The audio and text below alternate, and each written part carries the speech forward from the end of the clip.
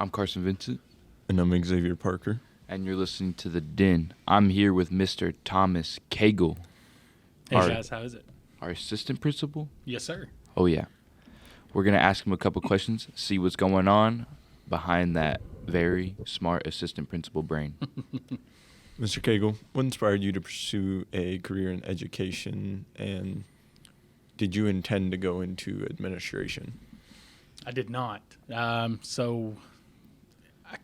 High school, I guess, I was really interested in sports medicine, sports therapy. I was an athlete, so played sports, and then sports medicine was always kind of one of those areas that interested me. And the more I got into it, the career options for what I wanted to do, traveling with teams and stuff, just didn't really seem like it was going to be all it was going to be cracked up to be. The more that I learned about it and interned and found some stuff out. So my parents, my whole family is in education. Both parents were teachers, grandparents were teachers, grandfather was a principal, like just, kind of the family business, I guess you could say, on that side. So I made a switch to education and went that route. And here I am, a long time later. I've been a teacher for quite a while. And then the administration thing, the state of Tennessee started a aspiring assistant principals network. Where the state would actually pay for your schooling to go back and get a master's in instructional leadership to become a principal. And I was selected in that first group to go through that program from DeKalb County. They selected me as a potential administrative candidate and put me in that program. And so I did 30 hours worth of classes in 1 year. It was an accelerated program, so about every 6 weeks you changed to 2 to 3 additional classes. And got through that and got my master's, and then kind of just rolled right into Mr. Gash and Mr. Jennings leaving right as I finished that program. And I went ahead and interviewed for the position and got it, and here I am. So it was definitely wasn't my intention, I guess, going into education. I'd always thought I'd just be a coach and teach and rock and roll from there. But, opportunities presented themselves, and I just went ahead and took advantage of them, and I feel like I made the right choice. Yeah, that's pretty cool. Could you maybe describe a typical day as an assistant principal now? I don't know that there is a typical day. I think that's the one descriptor of being a principal or an assistant principal is you never really know what your day is going to be. I'm in charge of discipline. It's kind of my number one category that I probably spend most of my time on is dealing with discipline for the school. I also do a lot as far as emergency drills and building maintenance. So if there's things that have to go on inside the building where things are broken or disrepaired, I'm kind of the one that mitigates between the maintenance team to get those things taken care of. I'm also the event planner, event coordinator. The office staff often refers to me as the cruise ship director.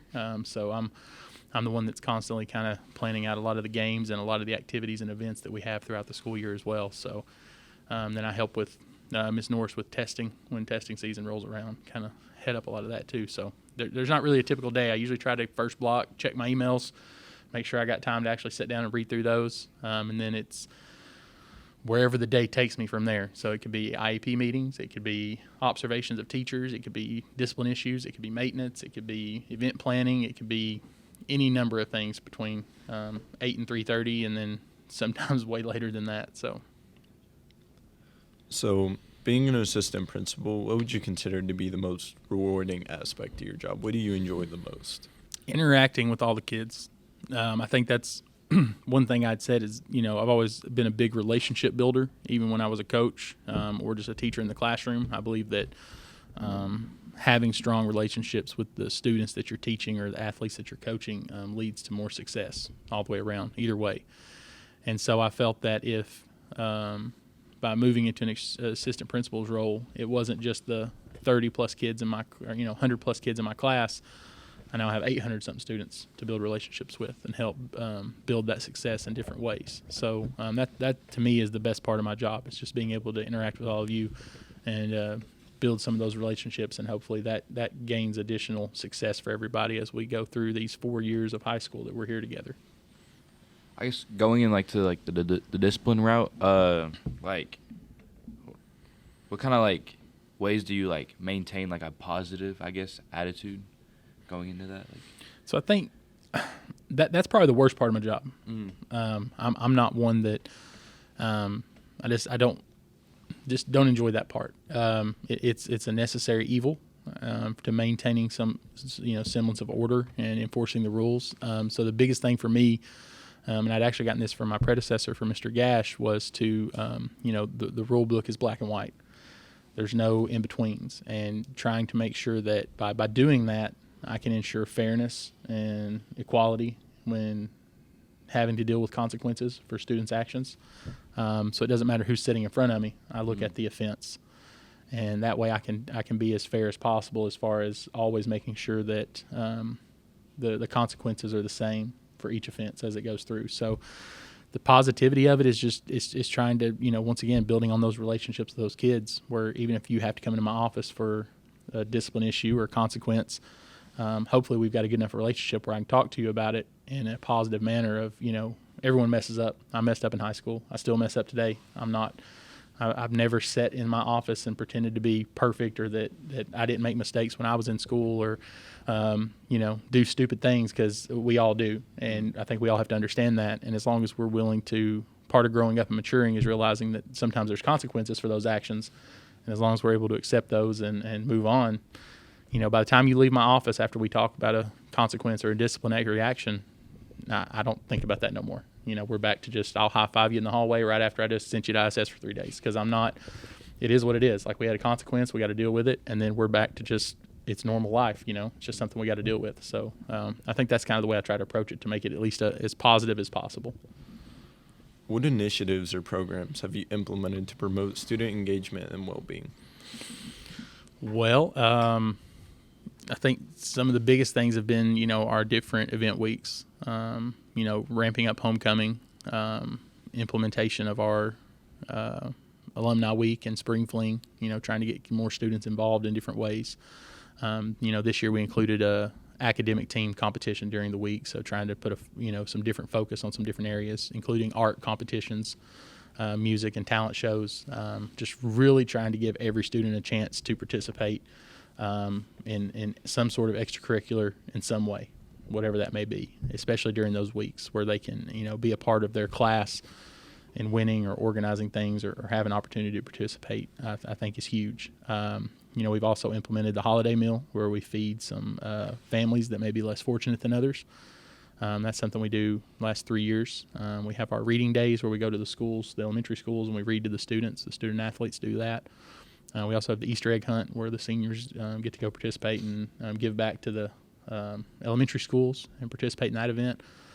So I think as far as some buy-in from the student body, and just giving them opportunities to help their community, I still think I've got a long ways to go, where I think we can do more for the community here in DeKalb, and providing some opportunities for the students to thrive in those environments and to experience that charitable side of themselves that they may not even realize they have until they get into those opportunities. I think it's something I'm still striving for to try to improve on each year. What advice would you give to maybe someone that is maybe wanted to become someone like an assistant principal, or like just being like an administration?